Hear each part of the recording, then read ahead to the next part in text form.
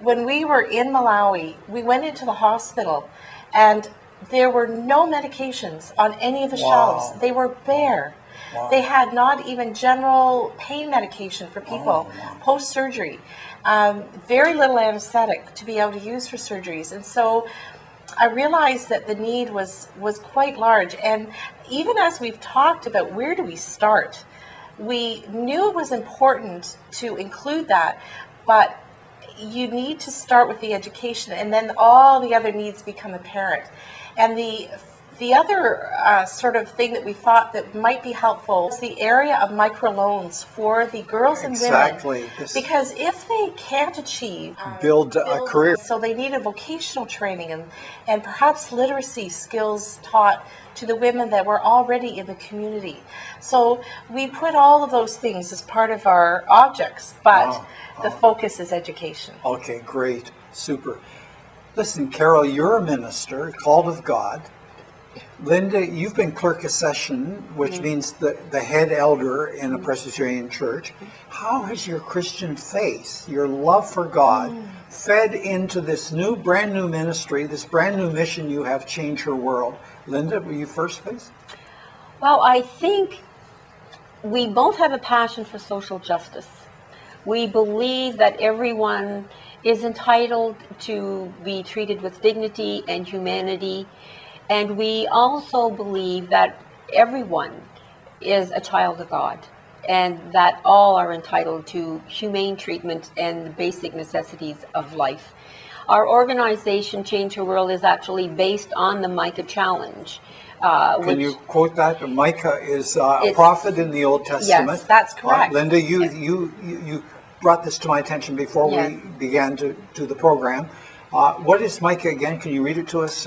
Absolutely. Micah 6, verse 8, which talks about the role that was being taught to the people at that time, which was to do justice, to love kindness, and to walk humbly with their God. And we've taken those words and we've tried to make that the scriptural foundation on which we act. But really, I think Linda and I see ourselves as the hands and feet of Jesus Christ. Okay. Because we have a living faith. And although in some countries we will not be able to speak of our faith, we want people to see it because it's part of who we are. And we feel, don't we, both very called to this work. We really feel called. Yeah. And you too, Linda, I didn't give you a chance to finish your remarks there. Your faith is very practical, isn't it? It is. It is very practical. And we're all Presbyterians here. And I know Presbyterian women are real Marthas. They really love to serve the Lord in the kitchen and in the dinners and in the work of the church and raising money for the church. And exactly. So you've got a very practical faith, it sounds like. I think so. We balance out, I think, very well. I have a very practical faith that it's like, okay, we need to do something, and whatever that may be, then Carol is able to sort of support that with Bible verses and the biblical context and that sort of thing. So it makes for a wonderful partnership, really. Good. Yes. Good. Isn't that great? Where have you found your best support? I know you're brand new. You're just a fledgling mission in the world, in this great big huge world. But where are you already finding your best support? I think we have found wonderful support in a variety of church denominations. Particularly the Presbyterian Church has been very supportive for us.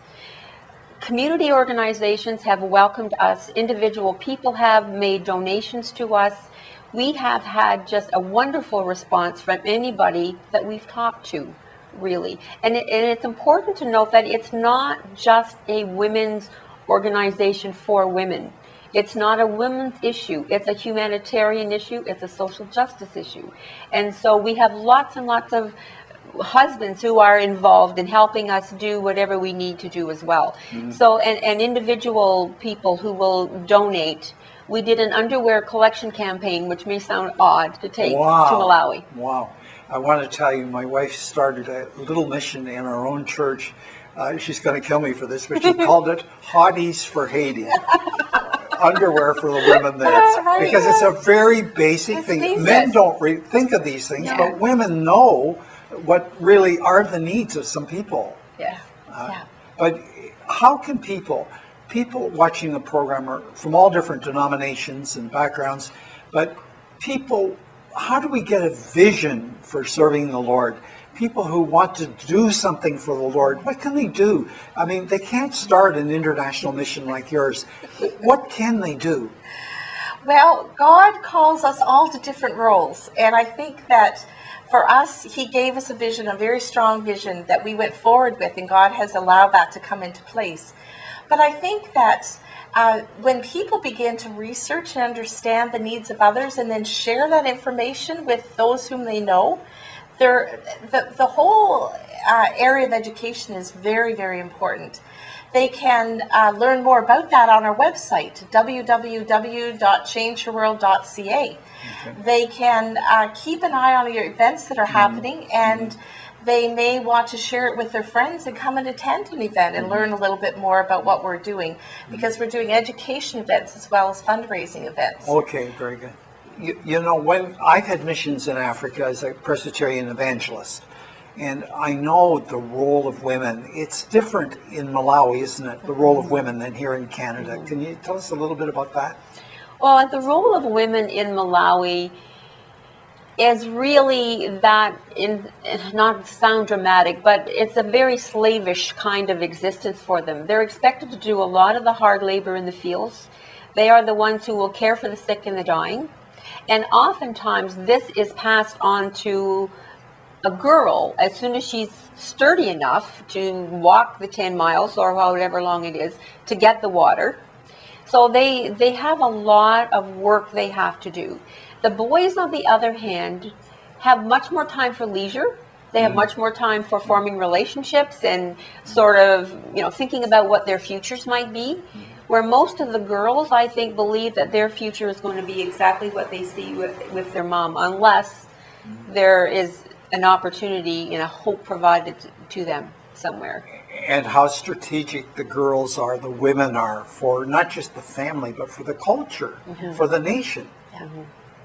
Tell me, Carol, if you could accomplish one thing in the rest of your life, what would it be? To bring hope and opportunity to girls and women in the developing world. It is so central now to our lives. Linda and I wake up every day, and it's just a part of who we are.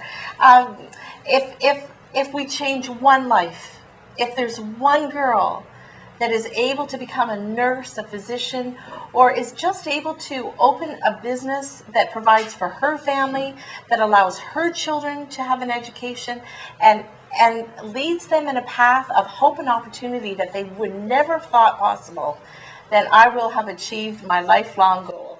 Amen. Amen. Linda, how about one thing, the same kind of thing, I'm sure? It is the same kind of thing, to bring hope and opportunity to these vulnerable girls and women. They have a right to take their rightful place in their communities, to be productive citizens, and a right to be the people that God intended them to be. You bring a lot of hope for the people around the world. When you help women, you help the world. And God bless you both in your important work, and may He really prosper you and give you health and strength and great success in the work of the Lord. Thank you very for being much. my guest. Thank you very much.